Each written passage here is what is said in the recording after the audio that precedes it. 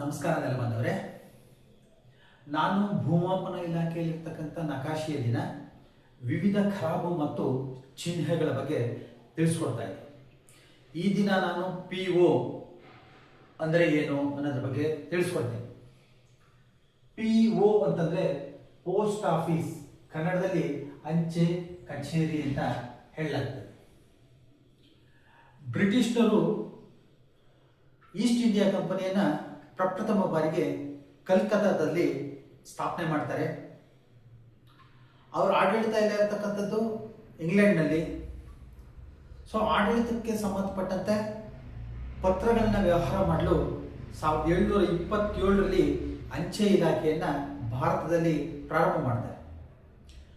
ನಂತರ ಇದು 1774ರಲ್ಲಿ ಸಾರ್ವಜನಿಕರ ಬಳಕೆಗೆ ಉಪಯೋಗ ಮಾಡಲಾಗ್ತದೆ.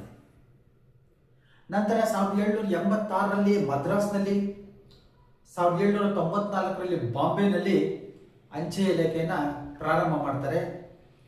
ನಂತರ 1837ರಲ್ಲಿ ಎಲ್ಲ ತಾಲೂಕು, ಹೋಬಳಿ ಮತ್ತು ಪ್ರಮುಖ ಗ್ರಾಮಗಳಲ್ಲಿ ಅಂಚೆ ಇಲಾಖೆಯನ್ನು ತೆರೆದು ಸಾರ್ವಜನಿಕರಿಗೆ ಉಪಯೋಗ ಮಾಡಿಕೊಳ್ಳಲು ಮುಕ್ತ ಅವಕಾಶವನ್ನು ಕಲ್ಪಿಸಿಕೊಡ್ತಾರೆ. ಇದರಿಂದಾಗಿ ಸಾರ್ವಜನಿಕರು ತಮ್ಮ ಬಂಧುಗಳಿಗೆ, ಸ್ನೇಹಿತರಿಗೆ, ಕಚೇರಿಗಳಿಗೆ, ಸರ್ಕಾರಕ್ಕೆ ಪತ್ರ ವ್ಯವಹಾರ ಮಾಡಲು ತುಂಬ ಅನುಕೂಲ ಆಗುತ್ತೆ. ಈ ಹೊತ್ತಿಗಾಗಲೇ ಮೈಸೂರು, ಬಾಂಬೆ, ಮಡ್ರಾಸ್, ಹೈದರಾಬಾದ್ ಎಲ್ಲ ಪ್ರಾಂತ್ಯಗಳಲ್ಲಿ ಮೂಲ ಭೂಮಾಪನ ಕಾರ್ಯ ಪ್ರಾರಂಭ ಆಗಿತ್ತು. ಹಾಗಾಗಿ ಯಾವ್ಯಾವ ಗ್ರಾಮಗಳಲ್ಲಿ, ತಾಲೂಕುಗಳಲ್ಲಿ, ಹೋಬಳಿಗಳಲ್ಲಿ ಅಂಚೆ ಕಚೇರಿಗಳು ಇದ್ದುವೋ ಅವುಗಳನ್ನೆಲ್ಲ ಅಳತೆ ಮಾಡಿ ಸಂಬಂಧಪಟ್ಟಗಳನ್ನು ದಾಖಲೆಗಳನ್ನು ತಯಾರಿಸಲಾಗಿದೆ. ಈಗಲೂ ಸಹ ತಾವು ಇದೊಂದು ಗ್ರಾಮ ನಕಾಶೆ. ಈ ಗ್ರಾಮದಲ್ಲಿ ಒಂದು PO ಒಂದು ಗುರುತಿಸಲಾಗಿದೆ. PO ಅಂತಂದ್ರೆ ಪೋಸ್ಟ್ ಆಫೀಸ್ ಅಂತ.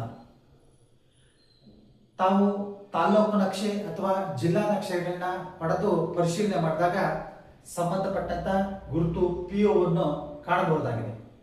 ನೆಲಮಾಪನಕ್ಕೆ ಸಂಬಂಧಪಟ್ಟಂತ ಎಲ್ಲ ವಿಡಿಯೋಗಳು ಫೇಸ್ಬುಕ್, ಇನ್ಸ್ಟಾಗ್ರಾಮ್, ಥ್ರೆಡ್ ಹಾಗೂ ಯೂಟ್ಯೂಬ್ನಲ್ಲಿ ಲಭ್ಯವಿದ್ದು ತಾವು ನೆಲಮಾಪನ ಎಂದು ಸಬ್ಸ್ಕ್ರೈಬ್ ಆಗಿ ವೀಕ್ಷಿಸಬಹುದಾಗಿದೆ.